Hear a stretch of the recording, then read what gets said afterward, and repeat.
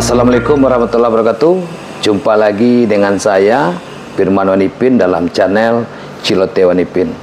Bapak Ibu yang berbahagia, pada sore hari yang cerah ini saya bersama dengan Bapak Kepala Dinas Pendidikan Provinsi Sumatera Barat, Bapak Dr. Andes Barlius MM. Selamat sore Pak Barlius. Sore Pak Wanipin. Pak Barlius ini sahabat saya. Kita berteman dengan beliau sudah lama ya Pak, ya Pak Gadis? Sudah lama. Gini Pak Gadis, saat ini di Kota Padang dan Sumatera Barat umumnya sedang melaksanakan PPDB, penerimaan peserta didik baru, baik tingkat SMA maupun tingkat SMK. Barangkali Pak Kadis mungkin perlu juga menyampaikan kepada masyarakat Kota Padang dan Sumatera Barat terkait dengan PPDB ini, proses-proses apa saja yang mereka lalui, tahapan-tahapannya apa saja. Kan banyak juga orang yang tidak tahu tentang jalur apa mau masuk anak ini dan potensi apa. Nah, silakan Pak. Terima kasih. Assalamualaikum warahmatullahi wabarakatuh. Terima kasih Pak Wanipin datang ke kantor saya ini. Jadi sekarang mulai tanggal 24 kemarin, 24 sampai nanti berakhir tanggal 12 Juli ya Pak, itu dilaksanakan PPDB online. Dinas Pendidikan Provinsi Sumatera Barat untuk SMA, SMK, dan SLB Sumatera Barat. Sejak tanggal 1 Juni sampai tanggal 22, itu para siswa membuat akun. Jadi mendaftarnya melalui akun. Pakai akun ya? Pakai akun. Jadi mereka bikin akun, bisa dibantu oleh sekolah masing-masing. Dan kemudian mulai tanggal 24-nya, mulailah PPDB tahap pertama itu, yaitu jalur pindah orang tua, pindah tugas orang tua. Jalur perpindahan orang tua ya Pak? Pindahan tugas orang tua, itu 5%. 5%. Nah, 5% alokasinya. Nah, kemudian jalur afirmasi. Bagi para siswa dari keluarga tidak mampu, yang inklusi, anak panti, segala macam. Ini ada 20%. Kita naikkan dari tahun lalu 15%, sekarang menjadi 20%. Kok naik 5%? Naik 5%. Naik 5%. Untuk yang dari keluarga kurang mampu, inklusi, anak panti, dan sebagainya. Nah, kemudian dalam tahap pertama ini juga adalah jalur prestasi. Prestasi bagi siswa yang ingin pilih sekolah di luar zonanya. Jadi dia berobsesi ingin bersekolah di sekolah di luar zonanya. Nah, karena mungkin menganggap di sana orang tuanya dekat kerjanya segala macam, kemudian sekolah itu dianggap lebih bagus, ya silakan. Ini ada komposisinya, kuotanya 25%. 25% ya Pak ya? 25%. Jadi 25%. Sudah 5%, pindah tugas orang tua 20%, yang afirmasi tambah 25%, ini sudah 50%. Ini tahap pertama ini. Mulai tanggal 24 Juni sampai tanggal 28. Jadi selama lebih kurang 5 hari. Sampai sekarang hari tanggal 26, besok Kamis, Jumat gitu. Jadi dalam jalur ini, kecuali jalur pindah orang tua, itu para siswa memilih 2 sekolah. Jalur perpindahan orang tua ya Pak ya? Kalau perpindahan orang tua hanya 1 sekolah. Tapi jalur afirmasi dan prestasi, ini siswa boleh memilih 2 sekolah. Sesuai dengan kemauannya. Jadi para siswa ini sudah mendaftar ini, sudah se-Sumatera Barat, alhamdulillah lancar, aman ya. Nah, khusus untuk jalur prestasi ini ada 2 pilah pula, yaitu prestasi akademik dan prestasi non akademik. Prestasi akademik itu berbasis nilai rapor. Nah, nilai rapor sudah 1 sampai sudah 5 dijumlahkan dapat rata-ratanya.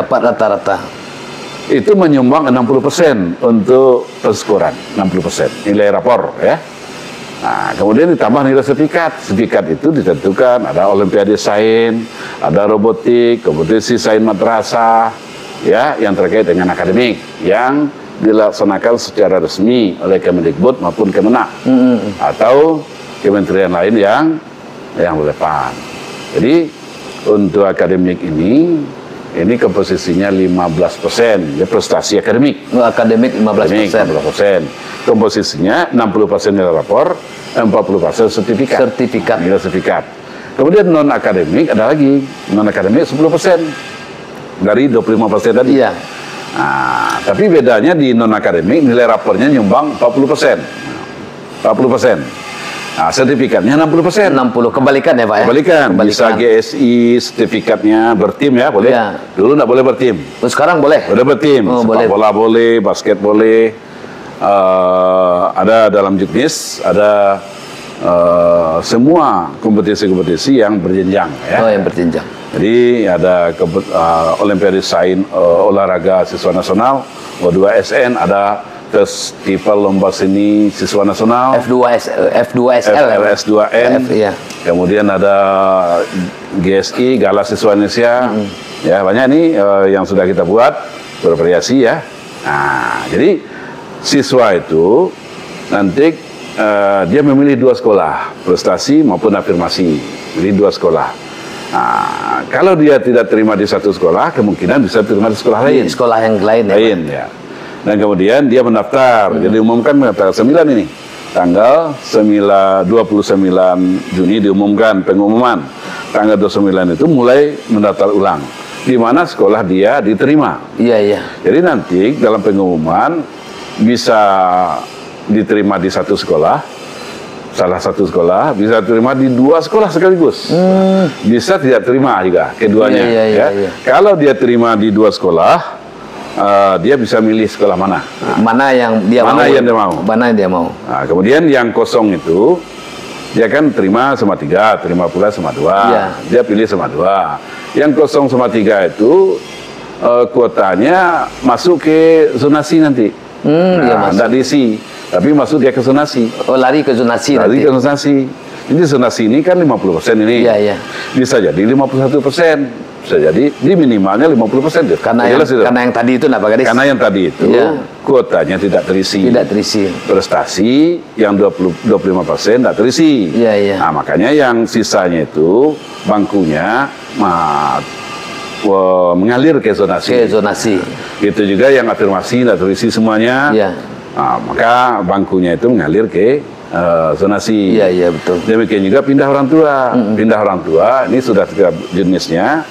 Kalau tidak terisi, kalau ada anak guru, anak pegawai ya, guru kan juga kita pikirkan ini. Iya, betul. Anak guru dan tenaga pendidikan di sekolah itu anak kandung, ya anak kandungnya itu diberikan kesempatan untuk masuk ke afirmasi. Pindah orang tua. Oh, pindah orang tua. Pindah orang tua 5%. Iya, ya. 5%. Nah, kalau sudah cukup 5% pindah orang tua, pindah tugas orang tua nih, pindah tugas orang tua dengan SK pindah tugas. Iya. Kemudian baik aparat pemerintah maupun BUMN swasta, yang penting ada SK pindah dari instansinya. Kemudian domisilinya itu yang pindah ini pakai nilai rapor juga nih Pak Gadis? Oh, pindah orang tua nggak pakai nilai rapor. Dia kedekatan aja kita seleksi dengan berarti zona tetap jarak ya. Jarak dari nilai rapor. Jadi yang nilai rapor itu prestasi. Prestasi akademik maupun non akademik. Jadi kalau yang tahap pertama ini kuotanya ke 50% kita hitung ini. 5% afirmasi, 5% pindah orang tua, 20% afirmasi, 25% prestasi. Iya, prestasi. Jika kuota itu tidak terisi, 50% jumlah semua itu dia ngalir ke zonasi. Nah, jadi tidak ada istilah kita isi, tidak. Dia ngalir ke zonasi. Di zonasi yang 50% itu minimal. Bisa jadi nanti 60%. Bisa jadi 55%. Ya. Jadi nanti setelah tanggal 29 itu diumumkan pengumuman, tanggal 29 sampai 30-nya siswa itu melakukan daftar ulang di sekolah yang dia diterima. Ya. Nah, kemudian tanggal 1-nya pendaftaran tahap kedua, jalur zonasi. Jadi tanggal 30 ini sudah bisa kita hitung ini. 30 sudah kita bisa hitung berapa sisa kuotanya yang tidak terisi. Kita pantau itu. Sudah ketahuan ya, itu. Itu sistem bekerja. Nanti dia mengalir ke zonasi. Misalnya SMA 6 Padang, ya. Kuotanya zonasi kan 50%. Nah, 50% dari daya tampung. Nah, nanti yang bangkunya nggak terisi itu tambah 10 bangku. Larikan ke zonasi. Iya. Nah, ini zonasi mulai tanggal 1 sampai 5 Juli. Zonasi ini kita klaster. Klaster. Di siswa itu juga memilih 2 sekolah. Nah, 2 sekolah. Bisa jadi dia diterima di pilihan pertama, bisa jadi pilihan kedua. Iya, iya. Jadi yang zonasi ini memang jarak. Jarak, Pak Gadis. Berdasarkan Google Map, sudah kita hitung, kita sama dengan Dukcapil semuanya, kakaknya itu. Yang jelas aturan sekarang untuk zonasi ini adalah jaraknya. Jarak. Itu nilainya tidak itu. Jumlah kakak-kakak ini Pak Gadis. Nah, kan kakak dulu kan pernah ada juga problem. Iya, ya. Ada pindah kakak. Nah, pindah kakak ini yang masalah ya. Jadi dulu kakak ini masyarakat mengakali. Iya, mengakali. Kakaknya dari suatu tempat ke tempat yang dekat dengan sekolah. Yang dipindahkan anak yang masuk sekolah aja. Iya. Sekarang tidak bisa seperti itu. Oh gitu. Harus pindah ke semua anggota keluarganya, termasuk ayah bundanya, adiknya. Kalau tidak bisa, tidak laku. Kalau misalkan Pak Kadis, ini kan dititip anak ini ke kakak keluarga. Kakak keluarga. Iya. Misalnya dia mau masuk SMA 1, ada pemilihnya jarak 200 meter di sana, titip situ kakaknya. Tidak boleh. Tidak boleh kan? Tidak boleh. Berarti pindah itu harus semuanya. Berarti ini sudah ada aturan dari dinas. Aturan dari dinas. Bukan aturan dinas, tapi dari peraturan Sekretaris Jenderal Kemendikbud nomor 47 2020. Iya. Ini peraturan Sekjen Sekretaris Jenderal Kemendikbud. Ini yang kita rujuk ini. Iya. Bahwa pindah kakak itu harus semuanya pindah. Tidak bisa satu orang saja. Nah, ini kata kuncinya ini. Harus semuanya pindah. Pindah. Tidak boleh anak saja pindah. Ya. Kalau pindah domisili, berbeda nama kepala keluarganya, tidak sesuai dengan ijazah, itu juga harus dibuktikan orang tuanya meninggal.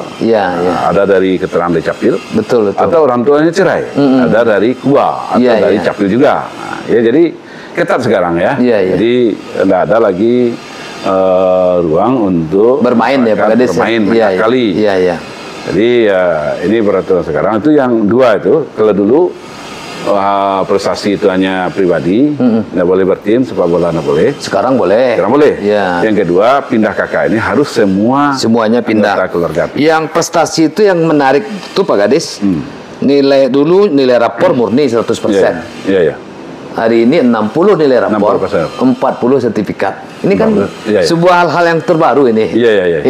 Jadi ini dalam peraturan Sekjen Kemendikbudristek itu, ini prestasi itu juga harus berbasis nilai rapor. Nah, prestasi sendiri aja rapornya nggak mendukung, pokoknya. Jadi maknanya di sini prestasi itu harus didukung dengan nilai rapor. Ya, dia berprestasi di olahraga, nilai rapornya nggak mendukung, walaupun hanya 40% kita tentukan itu. Betul. Nah, kalau akademik 60% wajar kan? 60% wajar. Kalau dia hebat Olimpiade Sains, pasti nilai rapornya bagus. Pasti dari irisan itu. Dan biasanya kalau dia hebat sepak bola, nilai rapornya agak jelek. Makanya kita toleransi hanya 40% nilai rapor. 60%-nya prestasi olahraga. Kalau dia pemain basket, pemain bola, yang berbaur tim lah. Iya, bertim. Itu rata-rata gitu. nilai mereka cukup di bawah itu Pak Gadis. Gini, satu lagi Pak Gadis. Kan PPDB ini udah jalan hari ini. Kita juga melihat adanya saat ini sedang maraknya persoalan tawuran pelajar. Nah, di mana pelaku daripada tawuran pelajar ini kalau kita lihat itu masih kecil-kecil, antara SMP atau SMK atau SMA. Dan tentunya barangkali ada imbauan dan juga seruan dari Pak Kadisdik Provinsi terkait dengan tahun ajaran baru ini, mengimbau kepada seluruh siswa, baik orang tuanya, bagaimana kita supaya tawuran ini tidak darurat seperti sekarang. Karena saya lihat Padang darurat tawuran ya Pak Gadis. Dan tentu ini tanggung jawab kita sebagai insan pendidikan, dan tentunya ini harus betul-betul bagaimana antisipasi dari Dinas Pendidikan sendiri Pak. Gitu Pak. Jadi tawuran ini kita kan sudah membuat ini, ya tim Sumatera Barat sudah ada SK Gubernur tentang anti perundungan, tawuran, kekerasan di sekolah. Ada ini. Nah, sebagai ini ada Permendikbudnya juga ada ini. Sebagai implementasinya sudah ada, kita buat timnya Sumatera Barat ya. Nah, kemudian di tingkat sekolah juga ada tim anti kekerasan, perundungan, tawuran, ada tuh. Juga narkoba, ya, seks bebas segala macam, LGBT ya. LGBT. Nah, sudah ada. Jadi di tingkat sekolah sudah ada, di tingkat provinsi sudah ada, tinggal sinergi lagi. Bagaimana menggerakkan tim ini. Jadi kita himbau kepada semua sekolah se-Sumatera Barat, ya kita himbau untuk menggerakkan tim ini. Ya, artinya kita sudah bentuk tim anti kekerasan di sekolah, anti perundungan, gerakan, buat programnya, dan kemudian pantau anak-anak ini. Pantau. Jangan SK timnya tinggal SK tim, tapi gerakannya tidak ada. Jadi kita juga kuncinya tim harus mulai bergerak hari ini. Kita sudah instruksikan kepada Kejabdin dan Kepsek Sumatera Barat untuk melaporkan apa kegiatan tim ini. Ya, melaporkan secara sekali sebulan kegiatan timnya, tim anti kekerasan sekolah itu apa? Misalnya penyuluhan, misalnya mendatangkan narasumber, upacara bendera, datangkan Pak Kapolsek, datangkan Pak Daramil, ya, datangkan tim-tim Kelewang misalnya. Kelewang. Jadi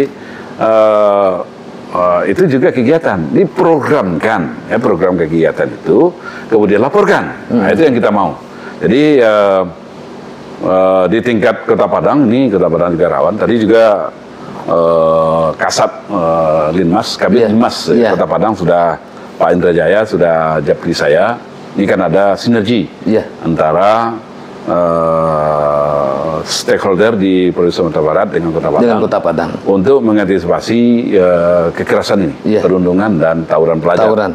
Karena ini diam-diam sesaat meletus lagi. Jadi, Pak Kades. Meletus lagi. Meletusnya itu rata-rata ketika PPDB ini biasanya. PPDB, ya. Jadi kita dikejutkan oleh itu. Nah, jadi kepala sekolah kita di Kota Padang cukup apalah untuk itu, ya. Mereka siap untuk bergerak kerjasama, dan kita juga sudah sampaikan kepada penegak hukum, kalau sudah kriminalitas membawa senjata tajam tertangkap, itu sudah kriminal, itu proses itu sudah membahayakan orang lain. Jadi anak-anak yang seperti itu juga harus diberikan pembelajaran. Harus ada efek jera, Pak. Efek jera, jangan pembinaan kemudian lepas, besok dia lagi bawa golok lagi, bawa kelewang apalagi samurai yang panjang setinggi, lebih tinggi dari Pak Iwan Ipin. Pak. Apanya samurainya? Lebih tinggi mending saya lagi, Pak. Lebih tinggi. Nah, itu yang dibawa itu. Nah, itu yang dia apakan itu kepada masyarakat. Jadi orang pada ketakutan. Dan ini tidak baik, tidak kondusif, ya. Jadi orang tua lepas anaknya ke sekolah di bawah kecemasan. Nah, gimana lagi kita dalam masyarakat? Hendaknya orang tua melepas anak ke sekolah itu dengan senang hati, dengan gembiraan, tidak ada kecemasan. Nah, jadi anak-anak yang sudah seperti ini sudah kriminalitas, sudah membawa senjata tajam, tertangkap basah, membawa senjata tajam, tertangkap tawuran. Kita setuju saja dilakukan tindakan hukum kepada mereka itu. Kepada mereka, ya Pak Kades. Tentu ada pengadilan anak segala macam, ya. Nah, jangan sekolah juga demikian. Sekolah juga saya tegas juga dengan orang tua gitu. Jangan orang tua bela-bela lagi anak ketika diberikan sanksi, punishment oleh sekolah. Nah, jadi orang tua harus kerjasama ini dengan sekolah. Tidak bisa anak ya udah jelas bersalah tetap dibela, tetap dibela. Belanya itu proporsional lah. Kalau seperti itu anak juga dikasih punishment, ya kan? Pembinaan, nggak boleh juga dengan kekerasan, dengan pembinaan, ya. Artinya diajari anak kita, bukan dihajar, diajari, ya, anak kita. Namanya juga anak gitu. Jadi ini sinergi antara sekolah, orang tua, juga aparat ini penting. Tiga komponen ini perlu bersinergi. Orang tua, sekolah, aparat hukum. Aparat hukum. Artinya ini tidak lepas saja dari sekolah, Pak Gadis. Mungkin barangkali awal-awal masuk sekolah nanti orang tua harus dikasih penjelasan juga, ada pertemuan bahwa pastikan anaknya setiap jam 9 itu sudah di rumah. Iya, sudah di rumah. Jangan motor itu mudah aja mengasih sama anak. Karena ada orang tua karena sayang sama anak, motor dikasih, handphone dikasih yang mahal. Hendaknya malam hari akan tidur itu handphonenya ditarik lagi tuh. Disita dulu. Disita. Jangan dia kunci motor tarik. Ditarik. Nah, jadi harus ada ketegasan orang tua. Jangan orang tua tidur dia keluar. Bawa motor, bawa golok. Kan? Nah, itu yang karena disiplin dari orang tua itu yang kurang, yang longgar. Betul, Pak. Jadi wifi-nya dimatikan lagi. Jangan dia koneksi juga. Pokoknya jam sekolah jam 10 tidur. Tidur lagi. Nah, besoknya bangun. Kontrol itu yang penting. Itu orang tua. Orang tua yang kontrol. Kalau guru kan anak bulan. Kalau guru ada batasannya ketika anaknya masuk sekolah sampai pulang sekolah. Sampai akan pulang itu. Akadnya di sana itu. Jam 7.30 dia masuk ke depan sekolah. Nah, itu tanggung jawab sekolah lagi itu. Pulangnya jam 1 atau setengah 2. Orang tuanya lagi sampai malam. Nah, ingat ketika kita TK dulu kan. Kan ada di antara orang tua. Kemudian jemput lagi sama orang tua. Jadi di pagar sekolah itu ada akad serah terimanya itu. Betul, Pak Gadis. Nah, cuma guru kalau terjadi apa-apa dengan siswa, walaupun sudah di luar perkiraan sekolah sudah pulang, guru tetap bertanggung jawab Artinya ikut tanggung jawab kalau terjadi apa-apa dengan siswa. Kalau dia tawuran dipanggil ke polisi, dipanggil datang, gitu kan. Jadi itu yang mau kita kuatkan. Kemudian yang berikutnya lagi adalah fungsi mama. Minangkabau ini kan ada mama. Ada. Mama itu di Minangkabau, anak di Pangku, kemenakan di Bimbiang. Jadi kita kuatkan fungsi mama itu. Mama di Minangkabau, laki-laki Minangkabau, saya sampaikan, wahai laki-laki Minangkabau, tugas kita bukan untuk anak kita saja, anak biologis kita, tapi kemenakan juga tanggung jawab kita. Kemenakan kita. Buruk bagusnya kemenakan kita yang dipandang orang lah mamanya siapa itu? Mama Eko. Mamanya. Jadi jangan kita nganggap nih keluarga kita, anak kita atur, kemenakan kita biarkan. Tidak boleh seperti itu. Kita juga ikut memikirkan kemenakan kita. Ada di kampung kemenakan, pejabat-pejabat di Kota Padang, di pejabat provinsi, pejabat Kota Padang, pasti orang luar daerah, orang luar Kota Padang banyak. Nah, kemudian eksekutif semuanya, kota DPRD pengusaha. Nah, mari. Kemenakan kita di kampung yang sudah kepayahan orang tuanya mengurus, kita bawa ke Padang ini, kita sekolahkan, kita kuliahkan, kita bina dia. Makanya di Minangkabau ini kalau bertanya orang tanggung jawab berapa orang, kita harus jelaskan anak 5 orang, kemenakan 6 orang. 6 orang. Ya kan? Bukan tanggung jawab anak kita saja, tapi kemenakan juga tanggung jawab. Kalau revitalisasi fungsi mama ini dikokohkan kembali di Sumatera Barat, saya yakin Sumatera Barat akan bebas dari tawuran, bebas dari LGBT, bebas dari narkoba, karena mamanya di samping bapaknya, mama juga memperhatikan. Juga nenek mama kita perkuat perannya itu, nenek mama ini sebagai tokoh yang disegani. Kita jangan nenek mama kita, para kepala adat kita rendahkan, kita tinggikan martabatnya itu. Jadi ini yang perlu. Dan di Sumatera Barat sudah ada muatan lokal ke Minangkabauan. Mulok. Ini Mulok. Mulok. Ini juga mengkaji adat, revitalisasi fungsi mama di anak-anak Sumatera Barat yang belajar ke Minangkabauan. Dulu Mulok namanya. Ini kita kenalkan, kita bangkitkan kepercayaan bahwa di samping orang tuanya itu adalah ayah bundanya, ada mamanya yang juga harus dihormati, dan perkataannya itu harus dijadikan kalau malam di Pasuluah, siang di Patungke, menjadi menjadi panutan bagi anak kemenakan. Nah, itu yang terasa bagi saya yang penting di Sumatera Barat ini ada kearifan lokal. Yaitu fungsi mama itu yang dua, di samping dia ayah bagi keluarga anaknya sendiri, dia adalah mama bagi kemenakannya. Seperti itu. Baik, Bapak Ibu, para pemirsa Celotewan Ipin, itulah bincang-bincang kita dengan Pak Kadisdik yang luar biasa di sore hari ini. Di mana memang banyak hal yang kita bicarakan Pak terkait dengan masalah PPDB, Kemudian lagi masalah tawuran. Artinya peranan orang tua sangat memegang peranan penting dalam hal ini. Tidak bisa saja sekolah, tidak bisa saja aparat hukum. Harus sinergi ketiganya. Kemudian lagi peranan mama, nenek mama. Nenek mama ini memang harus berperan aktif lagi. Kembalikan citra mama ini. Iya Pak. Kalau ini dimainkan, LGBT. Kalau mama itu kepala adat. Iya, kepala adat. Kalau mama, saudara, laki-laki, ibu. Nah, jadi ada mama tua, ada mama madang dan tua, kadang ya. Ada hitam, mangah itu yang tengah-tengah itu. Ya. Ada yang mudanya mauncu. Nah, ada dia putih, mautia. Kalau dia hitam. Nah, itu kan istilah-istilah itu ya. Jadi mama itu harus kita fungsikan kembali, kita perkuat fungsinya, dan saya ingin semua laki-laki Minangkabau, orang dewasa Minangkabau yang sudah berkeluarga ini kembali kepada jati dirinya gitu. Ya. Kembali ke fitrahnya ya Pak Gadis. Sebagai bapak dan juga sebagai mama, di kaumnya. Baik, Nai Oto ke Padang Panjang, Baputa Jala kepada Sike, menaruh balam tigo gayo, kok dirantang namanya panjang, elok dipunta dan jesingke.